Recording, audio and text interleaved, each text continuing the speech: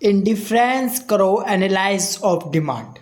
तो यहाँ पर आज हम कंज्यूमर चॉइस के बारे में समझेंगे, साथ में हम समझेंगे कि इंडिफरेंस करो थ्योरी के थ्रू डिमांड कैसे डिसाइड होती है। शुरू करते हैं इंडिफरेंस थ्योरी के इंट्रोडक्शन से। तो यहाँ पर हम समझते हैं कि इंडिफरेंस थ्योरी कि कैसे कंज्यूमर की चॉइस और डिमांड को प्रभावित करती है।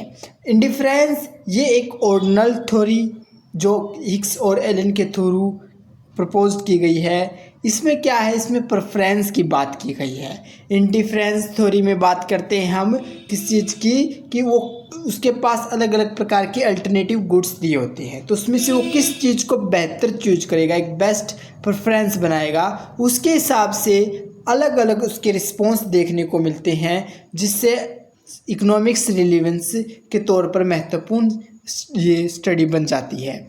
तो कंज्यूमर रिस्पॉन्स को समझने के लिए इंडिफरेंस थ्योरी का यूज होता है। इसमें कंज्यूमर के रिस्पॉन्स क्या है होता है जब उसके प्राइस में कुछ चेंज होता है। जब उसके प्राइस में कुछ चेंज होता है तो उसके सेटिस्फेक्शन लेवल में अलग प्रकार के बदलाव देखने को मिलते हैं। किसी गुड्स के प्राइस चेंज होता है तो वो उस गुड को खरीदेगा या नहीं खरीदेगा, ये उसकी प्रेफरेंस पे डिपेंड हो जाता है। इनकम, अगर इनकम किसी उसकी इनकम ज़्यादा बढ़ गई है या उसकी इनकम घट गई है तो उसके inferior good, normal goods, even good, वो किस गुड्स को ज़्यादा प्रेफरेंस देगा, इस चीज़ के ऊपर भी उसकी प्रेफरेंस देखने को मिलती है।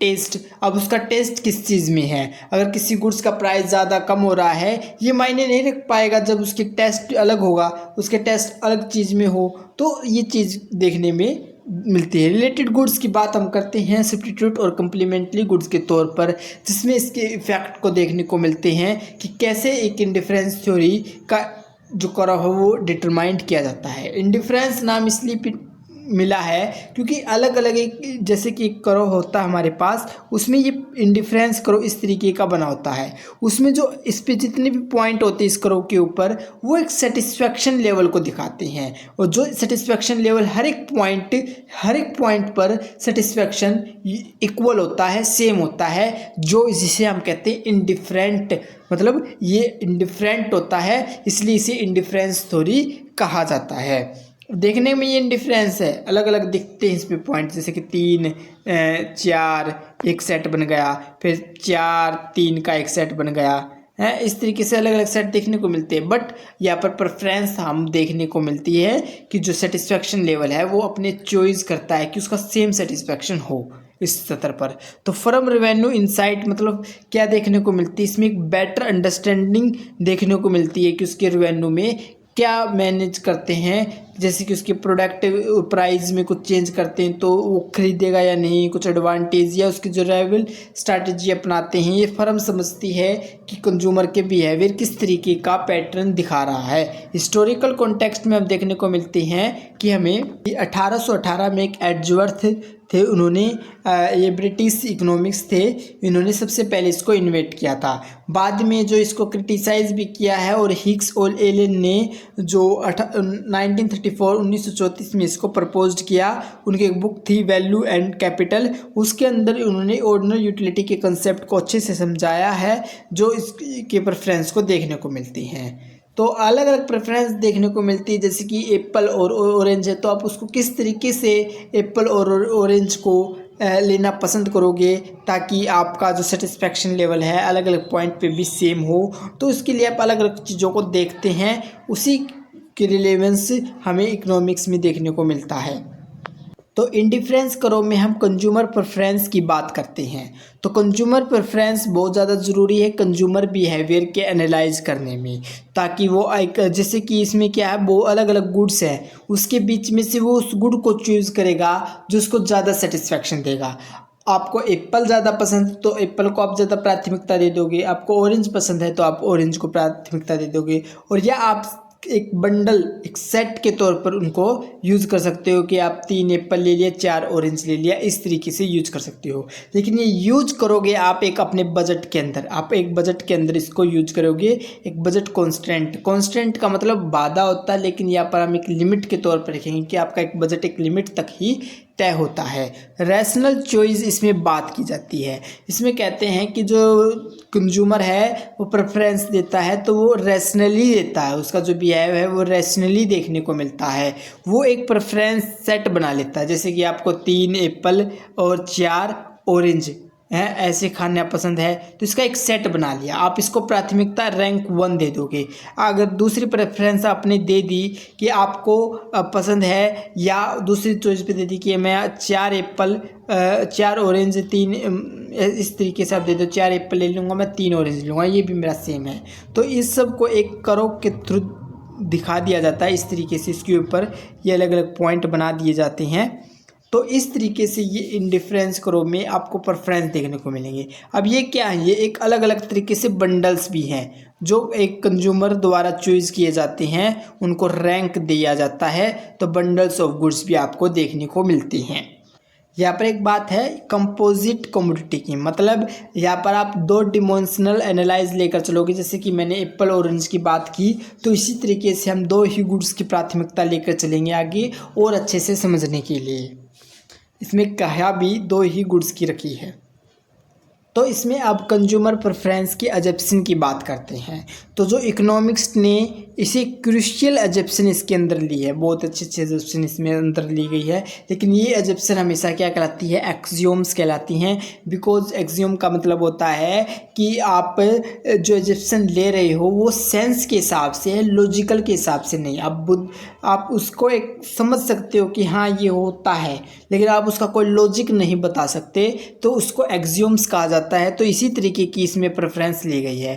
पहली बात इसमें कंप्लीटनेस की बात की गई है। इसमें बात की गई है पूर्णतः होगा। 2 बंडल चूज करे हैं तो उस 2 बंडल्स को अच्छी तरीके से प्राथमिकता दी जाएगी। इसमें प्रेफर किया जाएगा एक को कि वो सबसे ज़्यादा किसको चूज करेगा, और उसी चीज़ को इसमें इनडिफरेंट भी कहा गया है कि वो एक को प्राथमिकता दे रहा है सबसे ज़्यादा, तो वो उस चीज़ में अलग है, उस चीज़ से अलग है कि वो सबसे ज़्यादा किसको प्राथमिकता दे रहा है, तो इसे इनडिफरेंट भी कहते हैं। ट्रांसिटिविटी में अगर ए प्रेफर्ड करेगा बी को, मतलब ए इज़ प्रेफर्ड बी और बी इज़ प्रेफर्ड टू सी, और तो ऑटोमेटिकली बात ये है कि ए शिफ्ट होगा सी से। मतलब अगर ए को आपने चूज़ कर लिया तो ए से ज़्यादा बी पसंद है, बी से सी पसंद है, ई से ज़्यादा सी पसंद है, तो ऑटोमेटिकली ये बात है, इसे कांस्टेंट रैंकिंग कहा जाता है। एक निरंतर रैंकिंग चलती है, ये ट्रांसिटिविटी इसमें देखने को मिलती है। मोर इज़ बेटर, अब आपको बता दिया जाए कि आपको ज़्यादा चीज़ दे दी जाए, आपको ज़्यादा दे दिया जाए, मतलब आप ज़्यादा प्रेफरेंस, हमेशा मोर को पसंद करते हैं सब, कि अगर उसको ज़्यादा मिलेगा और ज़्यादा मिलेगा तो उसके लिए अच्छा रहे, और ज़्यादा उसको सेटिस्फेक्शन मिलेगा। तो उस ज़्यादा की स्थिति इसमें भी देखने को मिलती है। More of commodities prefer to less assuming no satisfaction, मतलब इसमें ज़्यादा से ज़्यादा चीज़ों को और भी बेटर माना गया है कि आप ज़्यादा से ज़्यादा चूज करोगे तो वो आपके लिए और बेटर दिखेगा। तो ये चीज़ इंडिफरेंस करो अप्रोच। तो इंडिफरेंस करो ने क्या किया है, जो कार्डिनल यूटिलिटी एनालाइज है उसको रिप्लेस कर दिया है, और इसने एक मोर जो रीजनेबल एजप्शन दी है। इसके तहत ऑर्डिनल यूटिलिटी की यहाँ पर बात की गई है। ऑर्डिनल यूटिलिटी क्या होता है, ये एक साइक्लिक आइडेंटिटी होता है। मतलब क्या है, इसका मतलब है कि आप अपने सेंस के हिसाब से चूज़ करोगे, ना कि उसको क्वान्टिफिरेबल, मतलब आपको उस नंबर्स के थ्रू आप नहीं करोगे उसको, आप एक अपनी बुद्धिमत्ता से आप चूज करोगे आपको क्या पसंद है। तो कंज्यूमर क्या करेगा, कंपेयर करेगा उसकी क्वालिटिवली तौर पर, जैसे कि इसमें इंडिफरेंस करो में क्या होगा, इस तरीके से प्रेफरेंस दी जा रही है। तो इसमें यहाँ पर ये प्रेफरेंस इंडिफरेंस करो, एक ये प्रेफरेंस इंडिफरेंस करो, एक ये, तो ये लेवल चला हुआ है। ये जितना हायर है वो उतना ज़्यादा का सेटिस्फेक्शन दिखाता है। ए से ज़्यादा बी में ये ए मान लिया सकते हैं, ये बी मान लेते हैं, ये सी मान लेते हैं। तो ए से ज़्यादा बी में ज़्यादा सेटिस्फेक्शन है, बी से ज़्यादा सी में ज़्यादा सेटिस्फेक्शन है। तो इस तरीके के लेवल भी देखने को मिलते हैं। तो ये इक्वल लोअर हायर इस तरीके की स्थिति भी इसमें चलती है। तो प्रेफरेंस इसमें इंडिविजुअल इंडिफरेंस हाइपोथेसिस, मतलब कंज्यूमर इसमें रैंक देता है उसकी कंसिस्टेंटली के हिसाब से और मार्केट प्राइस की स्वतंत्रता के हिसाब से वो अपने हिसाब से प्रेफरेंस दे देता है। तो इंडिफरेंस करो क्या है, इंडिफरेंस करो रिप्रेजेंट करता है कम्बिनेशन ऑफ गुड्स का मतलब गुड्स के कम्बिनेशन देता है जो सेम सेटिस्फेक्शन देते हैं। जैसे कम्बिनेशन मैंने बताया 3 ऑरेंज 4 एप्पल हैं, 4 ऑरेंज 3 एप्पल। तो इस प्रकार से अलग अलग सेट दे दिया जाता है जिसका एक सेम सेटिस्फेक्शन देखने को मिलता है, इक्वल सेटिस्फेक्शन देखने को मिलता है। जो सभी कम्बिनेशन है जो एक करो के ऊपर दिखाए जा रहे हैं, इस करो के ऊपर इक्वली दिखाए जा रहे हैं, ये सब पॉइंट इक्वली डिज़ायरेबल हैं, सभी सेम है और कंज्यूमर हर तरीके से इंडिफरेंट है। तो इंडिफरेंस मैप का मतलब क्या होता है, ये सेट बना हुआ इंडिफरेंस करो का, जो इस तरीके से मैंने बताया, इस तरीके से जो करो ऊपर चलता रहता है, ये डिस्क्राइब करता है उसके अलग अलग टेस्ट, उसकी प्रेफरेंस को। हायर करो का मतलब जो सबसे ऊपर जो करो, इसका मतलब है हायर सेटिस्फेक्शन। अब बात करते हैं मार्जिनल रेट ऑफ सब्स्टिट्यूशन की। मार्जिनल रेट ऑफ सब्स्टिट्यूशन का मतलब होता है कि आप एक एक्स्ट्रा यूनिट लेकर आप एक को टैग देते हो, सेक्रीफाई करते हो, तो उसको सेटिस्फेक्शन लेवल आपको उस गुड के प्रति कितना होता है। तो द रेट एट विच जिसके प्रति आप कंज्यूमर एक्सचेंज करते हो एक गुड को दूसरी गुड के लिए, तो आपका एक सेम सेटिस्फेक्शन लेवल मेंटेन होता है। तो वो कैसे होता है, अब देखो क्या होता है इसमें, यही बात है कि एक गुड्स है उसके बदले आप दूसरे गुड्स को सेक्रीफाई कर रहे हो, नहीं तो आप पूरे गुड्स को उसको भी ले सकते हो। तो इस तरीके का अगर सेक्रीफाई देखने को मिल रहा है, अगर आप 4 एप्पल ले रहे हो, 3 ऑरेंज ले रहे हो, इस तरीके से ले रहे हो, तो उसमें अलग अलग एक चीज़ का सेक्रीफाई देखने को मिलता है। और ये क्या होता है कि एक अगर मात्रा ज़्यादा हो गई, अगर आपको दे दिया जाए 5 समोसे दे दिए जाए, एक कोल्ड ड्रिंक दे दी जाए, तो क्या होगा, आप कोल्ड ड्रिंक तो आसानी से नहीं दोगे, बल्कि आप एक समोसा दे दोगे, बिकॉज क्योंकि देखने को मिल रहा है कि एक की मात्रा क्या हो गई, बहुत ज़्यादा हो गई। अगर किसी एक की मात्रा बहुत ज़्यादा हो जाती है तो उस स्थिति में एक चीज़ देखने को मिलती है कि आपको उसकी यूटिलिटी, उसका सेटिस्फेक्शन कम होता चला जाता है। तो इस एमआरएस के अंदर आप देखने को मिल रहा है इंडिफरेंस करो में डायमेंसिंग एमआरएस देखने को मिलता है।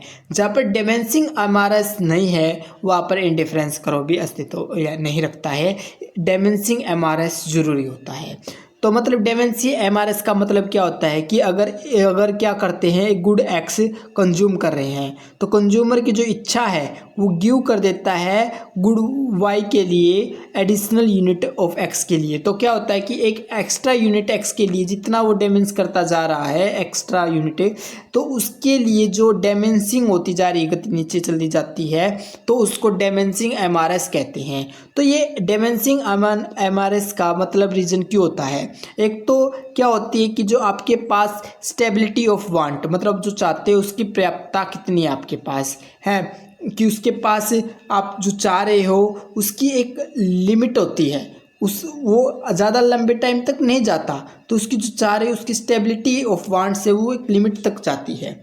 और एक क्या होता है कि जैसे कि चाय और कॉफ़ी है, हम कहते हैं सब्स्टिट्यूट गुड है, लेकिन एक टाइम पे हम देखने को मिलता है किसी भी चीज़ की गुड्स की सब्स्टिट्यूट पूर्ण तरीके से नहीं होता। अब आपको चाय पसंद है, कॉफ़ी पसंद नहीं है, तो बिल्कुल परफेक्ट सब्स्टिट्यूट तो हम नहीं कह सकते, लेकिन एक तरीके से परफेक्ट सब्स्टिट्यूट होता है, बट लेकिन पूरी तरीके से किसी भी गुड का सब्स्टिट्यूट नहीं होता, तो इम्परफेक्ट सब्स्टिट्यूट देखने को मिलता है। तो इसी के कारण भी हम उसमें डायमेंसिंग एमआरएस देखने को मिलता है। तो इस तरीके से ये डायमेंसिंग एमआरएस है, यहाँ पर हम इसमें करो के थ्रू भी देख सकते हैं। ये जो ग्राफ जो दिखा रखा है, ये जो आईसी करो है, ये तो हमारे देख सकते हैं, ये जो है ना, ये जो टी लाइन वाली ये हमारी बजट लाइन है। इस बजट लाइन को एक टच करती हुई लाइन जा रही है, ये आईसी करो है, और आईसी करो हम देख रहे हैं नीचे की तरफ जा रहा है। ये स्थिति को दिखा रहा है, डायमेंसिंग स्थिति को दिखा रहा है। वैसे ये डायमेंसिंग मार्जिनल रेट ऑफ सब्स्टिट्यूशन देख सकते हैं कि आपके पास बजट एक लिमिट तक है, जो बजट है, और इस लाइन की तरफ पैरेलल भी दिखाया गया है। यहाँ पर देख सकते हैं कि किस तरीके से डायमेंसिंग की तरफ देखने को मिल रही है हमें। अब इंडिफरेंस करो की प्रॉपर्टीज़ के बारे में बात करते हैं। इंडिफरेंस करो की प्रॉपर्टीज़ कैसे हैं, सबसे पहले डाउनवर्ड स्लोपिंग। अब बात देख रहे हैं कि जो सेटिस्फैक्शन है, जब एक गुड्स को इंक्रीज करते हैं तो दूसरी गुड्स को डिक्रीज करते हुए हम जा रहे हैं, तो इस तरीके से जो एक डाउनवर्ड स्लोपिंग देखने को मिलता है। कन्वेक्स टू द ओरिजिन देखने को मिलता है, अब देखो कन्वेक्स ऑफ ओरिजिन देखने को मिलता है, किस कारण देखने को मिलता है, ये देखने को मिलता है डायमेंसिंग मार्जिनल रेट ऑफ सब्स्टिट्यूशन के कारण। बिकॉज आप अगर देखो हम ऐसे कर दें, ये ऐसे करो बनता है, ये क्या है कन्वेक्स टू द ओरिजिन है, लेकिन हम इसको ऐसे बना देंगे तो ये क्या है मार्जिनल रेट ऑफ सब्स्टिट्यूशन से डायमेंसिंग नहीं इंक्रीजिंग हो जाता है। तो ये इस तरीके से हम नहीं बना सकते। तो ये जहाँ पर जो डायमेंसिंग मार्जिनल रेट ऑफ सब्स्टिट्यूशन है वो डायमेंसिंग हो रहा है, इसी कारण ये कन्वेक्स टू द ओरिजिन हमें देखने को मिलता है। अब बात है कैन नॉट इंटरसेक्ट, मतलब ये इस तरीके से जो कर्व बन रहे हैं वो हायर टू हायर जा रहे हैं बट ये इंटरसेक्ट नहीं करेंगे क्योंकि ये सेटिस्फेक्शन लेवल है, ये अलग अलग दिखाते हैं। तो ये कॉन्ट्राडिक्टरी सेटिस्फेक्शन लेवल होता है, एक दूसरे के विरोधाभास देखने को मिलता है। और जितना हायर जो सेटिस्फेक्शन है, जितना हायर करो होगा वो हायर सेटिस्फेक्शन को दिखाता है। तो जो कॉम्बिनेशन है हायर करो वो परफेक्ट किया जाता है। अब बजट लाइन की बात कर रहे हैं और एक कंज्यूमर इक्विलिब्रियम की तो हम बात करते हैं कि जहाँ पर ये बजट लाइन है, इस बजट लाइन को टेंजेंट करती हुई जो लाइन जा रही है इस पॉइंट पर एक कंज्यूमर इक्विलिब्रियम होता है। मतलब कंज्यूमर इक्विलिब्रियम वहाँ होता है जहाँ पर आपका जो प्राइस है मतलब आपकी जो बजट लाइन है और जो आपका जो सेटिस्फेक्शन पॉइंट है वो दोनों इक्वल हो, जहाँ पर आपकी जो गुड्स का प्राइस और आपकी बजट लाइन दोनों का जहाँ इक्विलिब्रियम पॉइंट मिलता है वही कंज्यूमर इक्विलिब्रियम होता है। अब बात वही है, आप जितना खर्चा कर रहे हो वो आपकी इनकम के ऊपर डिपेंड, आपकी एक बजट बना हुआ है उसके हिसाब से आप अपने सेटिस्फेक्शन लेवल को तय करते हो। तो जो बजट लाइन है ये रिप्रेजेंट करती है अपनी उस कॉम्बिनेशन जो अपने की जो इनकम है और जो प्राइस है उसकी एफर्ट को। बजट कंस्ट्रेंट मतलब बजट की जो एक लिमिट है हमारे पास, तो बजट की जो कंज्यूमर एक परचेज़ करता है एक लिमिट तक ही परचेज़ कर सकता है जो उसकी इनकम और प्राइस है। मतलब गुड्स का ज़्यादा अगर प्राइस ज़्यादा होगा तो उसकी जो रियल इनकम वो कम हो जाएगी क्योंकि उस लेवल तक प्राइस नहीं कर सकता। तो इन प्राइस भी बहुत ज़रूरी होती है। अब लग्जरी चीज़ों को परचेज़ नहीं कर सकता वो अगर ज़्यादा इनकम नहीं है। तो any combination on the below is line is attainable, मतलब उसी कम्बिनेशन को जो इस पॉइंट पर होगी, इस बजट लाइन के ऊपर होगा, इस बजट लाइन के ऊपर उसी पॉइंट तक ही वो उस चीज़ को ले सकता है, इससे ज़्यादा नहीं ले सकता क्योंकि उसके अगर लेना चाहता है तो वो अलग तरीके का रूल लग जाता है, लेकिन इसमें माना गया है। शिफ्ट इन बजट लाइन मतलब क्या है, बजट लाइन में भी शिफ्ट देखने को मिलता है। अगर आपकी इनकम बढ़ जाए, अगर प्राइस गुड्स का सस्ता हो जाए तो ऑटोमेटिकली देखने को मिलेगा कि बजट लाइन जो है वो शिफ्ट करने लगेगी। जैसे कि प्राइस में कुछ चेंज हो जाए तो जो प्राइस में चेंज हो जाएगा, जो प्राइस शिफ्ट करेगा लाइन आउटवर्ड बाहर की तरफ क्योंकि जो गुड्स है वो प्राइस कम हो गया है। इनकम में कुछ चेंज हो जाए, अगर इनकम ज़्यादा हो जाएगी तो वो आउटवर्ड बाहर की तरफ चेंज करे, जैसे कि यह है यहाँ से यह हो जाएगा, अगर यहाँ से या देखने को मिलेगा। तो इस तरीके से अलग अलग चेंज देखने को मिलते हैं हमें। तो देख सकते हैं यहाँ पर गुड एक्स और गुड वाई के बीच में एक बजट लाइन बनी हुई है, उसके हिसाब से कि वो कितना गुड्स और को अपनी मनी अपनी इसके हिसाब से यूज कर सकता है। अगली वीडियो में हम अब समझेंगे कि इसके जो इफ़ेक्ट देखने को मिलते हैं अलग अलग शिफ्ट होने के, इंडिफरेंस करो के, तो वो इनकम इफेक्ट, सब्स्टिट्यूशन